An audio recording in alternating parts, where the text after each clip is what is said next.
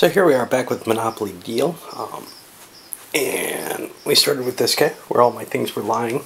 Could remember it. He had nothing left. He drew some cards, threw down a couple of properties, $1 million. He's got a nice card here, Deal Breaker. This allows you to steal a whole set. Now, he was in kind of a weird position because the properties he has, Waterworks and Baltic, are both actually particularly valuable in this game because they can, they're 2 cards to a set. So that makes them easier in some ways to link up. I don't think it's really the case though. I think the 3 card sets are easier because they have wild cards. We're not sure yet. You know, I haven't played it enough, but I doubt that there are many wild cards that work for these as there are for the other sets. We'll see. Anyway, I'll keep going. Now we see one of the risks of this game. This player threw down another property set, but for his 3rd card he played a debt collector, forcing a player to pay $5 million. He targeted the guy who's been being hit because he doesn't have much money. 1 million, 2, 3, 4. All that property goes over, and that's why you don't want unprotected property particularly, but he didn't have many choices. He didn't have to play all those cards. He didn't hold a full complement of hand, and that's part of his problem. He should have held onto the properties probably. Bad move on his part. Onward. Well, we've gone around the table a little bit and come back to this guy. He's only gotten a 1 down. He's kind of learned his lesson. Don't put property out. This guy plays the Sly Deal card. This allows him to steal a property from a player of your choice. Well, there's a Ventnor here sitting there. Definitely wants that. Maybe he's got something to prevent it. Turns out he doesn't. So now the property just gets stolen, essentially. You know, this is nothing like the kind of dealing that happens in Monopoly. And granted, it only happens a couple of times in the game. There's only a couple of real decision points where you have this ability to maybe cut these deals. But this is like playing Uno, you know? I mean, I'm just playing my cards when they advantage me. There's none of the same kind of talent or ability in it. It's really a simple, calculative ability here. All right. Coming around to this guy, he managed to play the It's My Birthday card. Everybody had to give him $2 million. Well, everybody had cash except this guy. He only had 1, but he had nothing to lose for it. But cash doesn't mean much in this game. I was going to look. I think this guy may have it. I was going to look at the... yeah, I mean, even a house, it doesn't cost you anything. You don't have to pay to play these things. You don't have to pay to buy property. Money is unimportant in this game, as far as I can see. And that makes it partially uninteresting as well. I mean, I don't know. That pile of money, you don't have any investment choices or anything. Your only choice is what cards to play, right? And maybe to some extent, do I want to hold on to an action card to use as an action or dump it in my bank? It doesn't have a lot of interesting choices here. Now this guy's tired of being pillaged. He plays the Deal Breaker card and says, "Give me that entire set." This is a real kick-ass card, right? You can steal a complete set of properties from any player, including whatever buildings are on them. Unfortunately, that guy had a Just Say No card and was not affected by it. So now we got to see what he can do with his remaining plays. He passed on the rest of his plays, but coming over here, played a house, and he finally got a yellow rent card.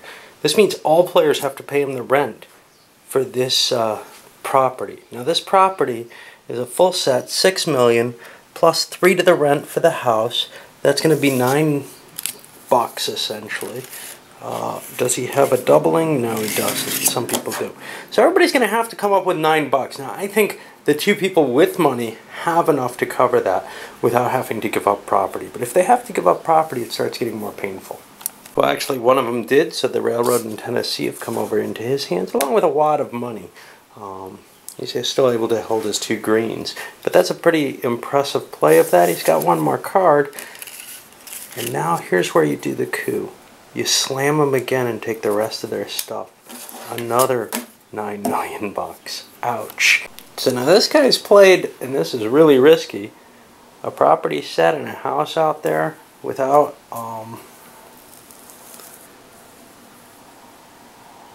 without anything to protect it, and that's really dangerous. That means anybody can kind of grab it.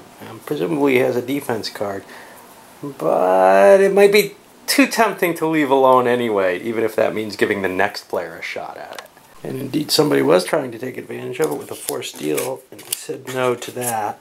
I'm not sure what would happen if you lose your property when you've got a house on there. It doesn't seem like anything does happen. You just can't add them if not. But it would then increase the rent. Not at all like Monopoly there, of course, but I mean, it doesn't really matter in terms of the actual spirit of the play, etc. That's just a matter of, whoa, that doesn't make any sense. But that's fine. Now he's got to come back and try to figure out what else to do, because he really doesn't have any other options. He could hit him with a $3 million rent, which seems like the next play. This is going to hit everyone, which means they have to pay. Interesting set of plays here. First, a slide deal, stealing the railroad, then playing his own railroad, then a rent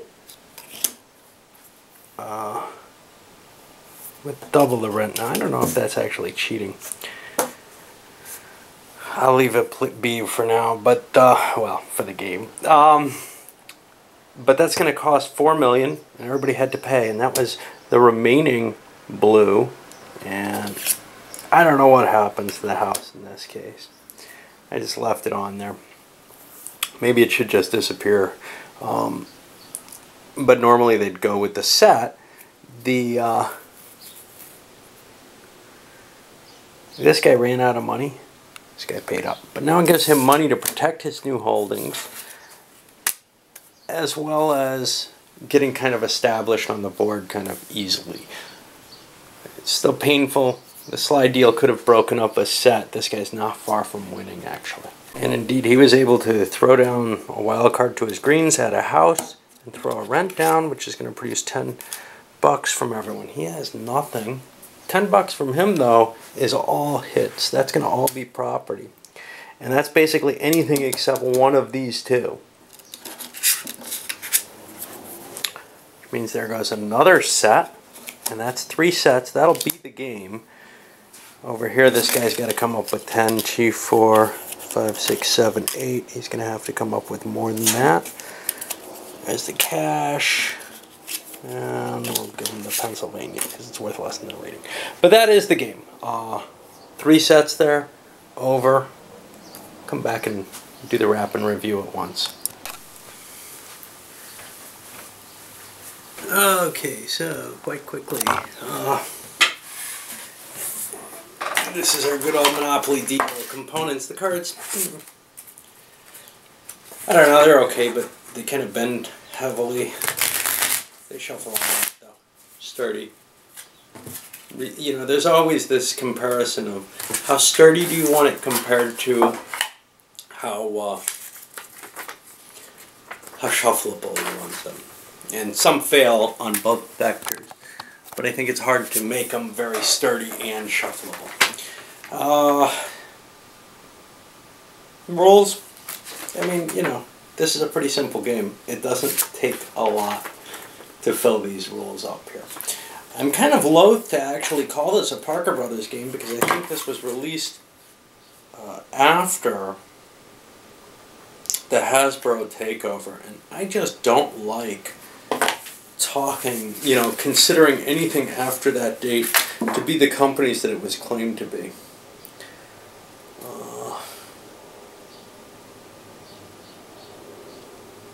I don't see the copyright for this sucker. But anyway, I will decide on that for my own categorization. I wouldn't call this Parker Brothers. They bought the name to Parker Brothers, but it's no more Parker Brothers than SPI is SPI after TSR buys it, right? Yeah. Or Avalon Hill is Avalon Hill after Hasbro. Because there was, you know, maybe there was no great defining feeling behind Parker Brothers in the same way. But I just don't want to saddle them with designs that are really Hasbro's, if that's the case.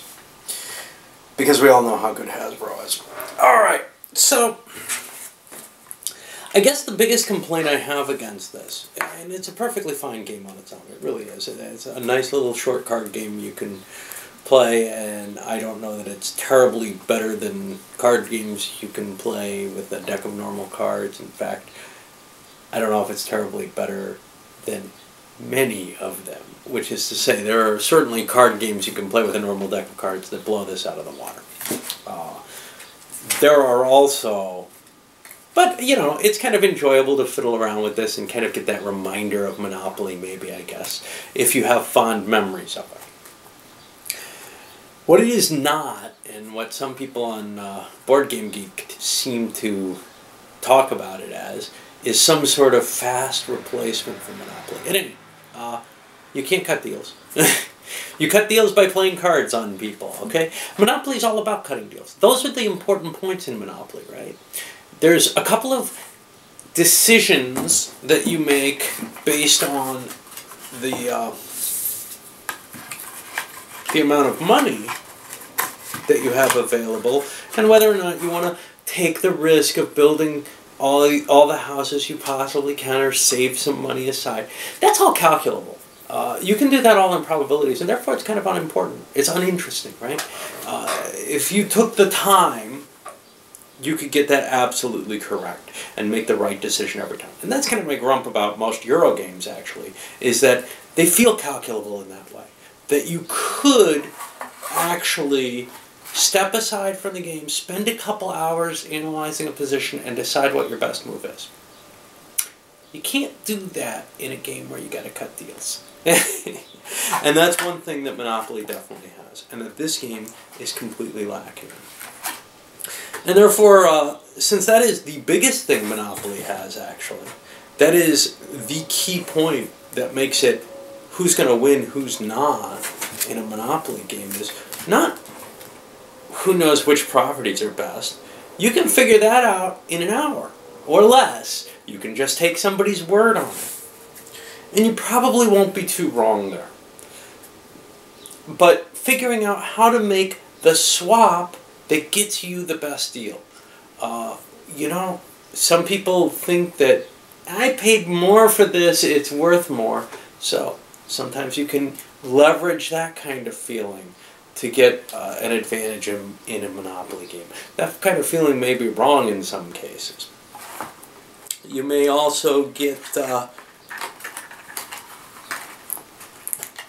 other vectors that you could make as your argument, and basically what you're trying to do is get the best deal for the property you've assembled that's workable, you know? And that requires a certain flexibility. It's something that happens every turn in Civilization,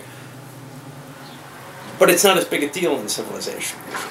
In Monopoly, it's making that one big key deal that is going to get you your properties for the game.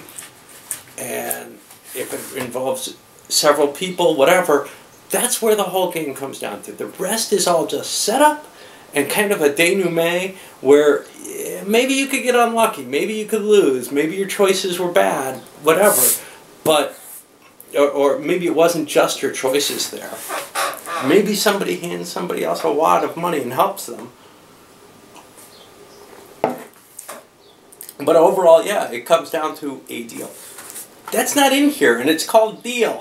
Okay, you get to deal the cards, I get it. But, yeah, this is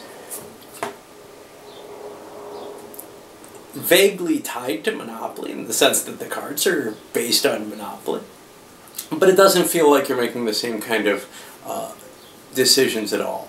And it's kind of, let's abstract all the fun stuff out, all the important, cool, interesting things out of Monopoly, and make it kind of, like I said, it feels like Uno to me. I mean, I'm just running around the board slapping cards down, basically. I'm not, there's not much more there. The rest of it's all calculable.